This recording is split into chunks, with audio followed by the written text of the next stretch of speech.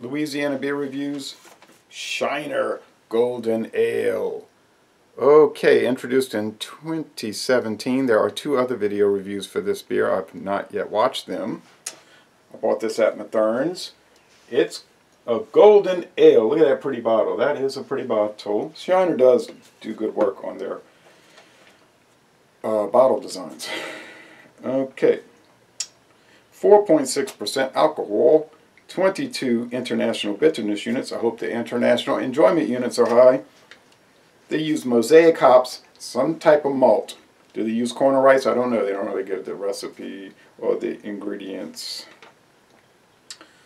The lowest score it gets is on Rate Beer, a 31 out of 100. They're saying it's just bad stuff. And in the style, Golden Ale, it's a 44. It's bad as well. Untapped's giving it a 68 out of 100. They're not too pleased with it. Beer Advocate's saying very good, and they're saying 71 out of 100 is very good. I wouldn't say that, but that's the way they're scoring it. Okay, different viewpoints on the numbers.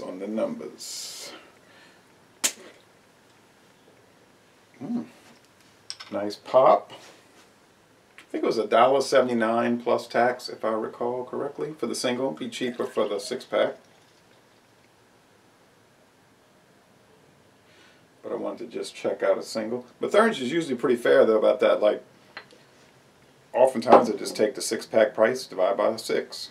12-pack, divide by 12. Alright.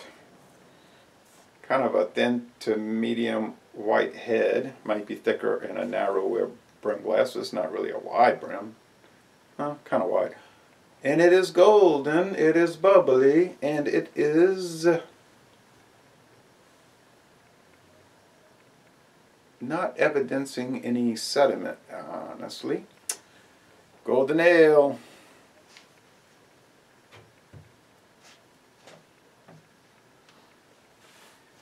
You don't see a whole lot of golden ales, really. I don't see a lot. You might. I don't.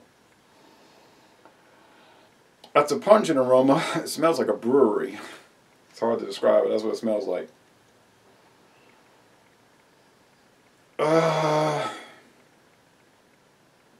Were they saying something on the website about fruitiness? Yeah, it's a fruitiness of some sort. And a barley malt.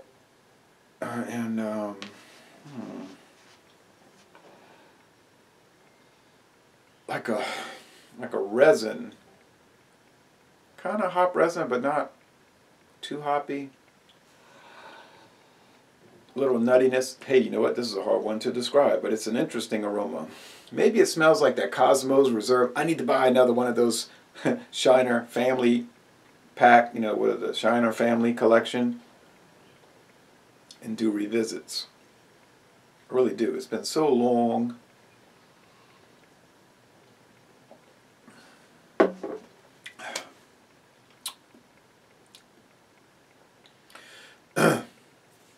There's some sourdough bread, without a doubt. Some bread crust. They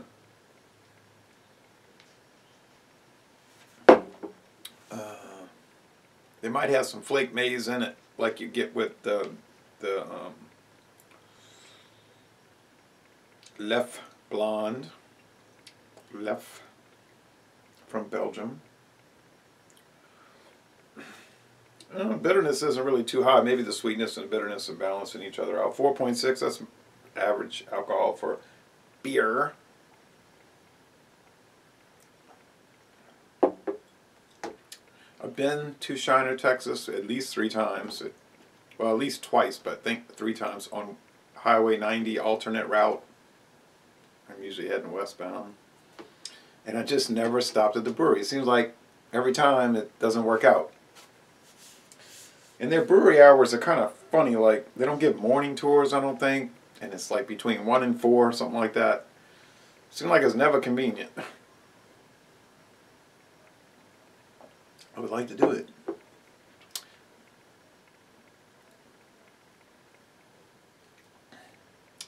They have the Mosaic hops. That's giving it that weird kind of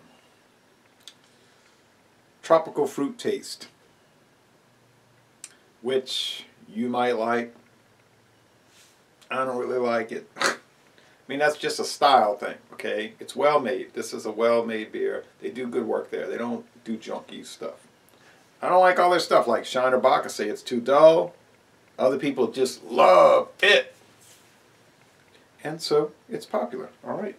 A lot of their specialty beers are fantastic to me. I think they're great. You can get those big 24-ounce bottles over there in Texas. I was in Shiner, Texas, and they had the convenience store, and the prices were so low. They were so cheap for those 24-ounce bottles, so I bought them, you know. Their strawberry lager's pretty good. Their Schwartz beer is so nice. They're kind of like a Beta, Full Sail type company. You know,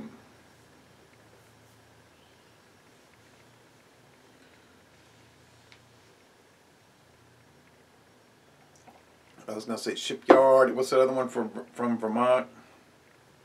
They make the UFO. Oh, Harpoon. Kind of mass-produced, mass appeal craft beers. Nothing wrong with that. If you can sell a lot and people like it, it's not a bad thing, right?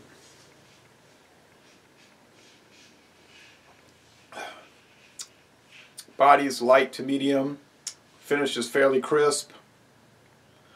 Okay, Michelob Beach Bum I thought was a better blonde ale.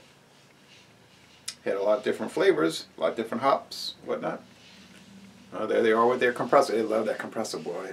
Compressed air is, I mean, you gotta admit, it's pretty exciting to have compressed air. You can just do so many things with it.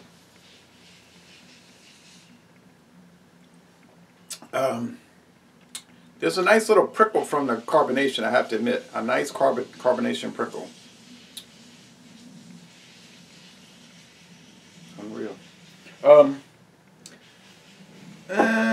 But I'm not digging that weird fruitiness that you get from the Mosaic hops, and I'm never really digging Mosaic hops. Some people love it, some people don't like it, some people are indifferent to it, you know how it goes.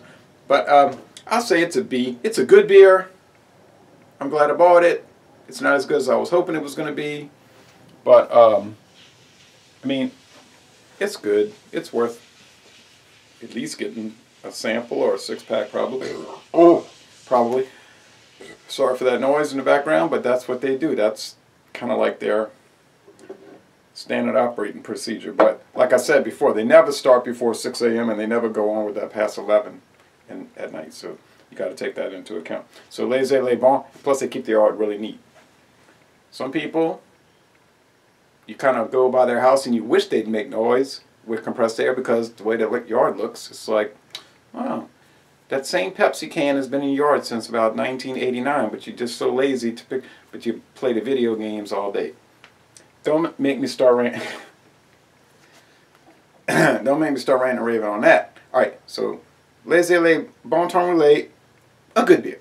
And I'm going to end this review by saying y'all come on down to southeastern Louisiana.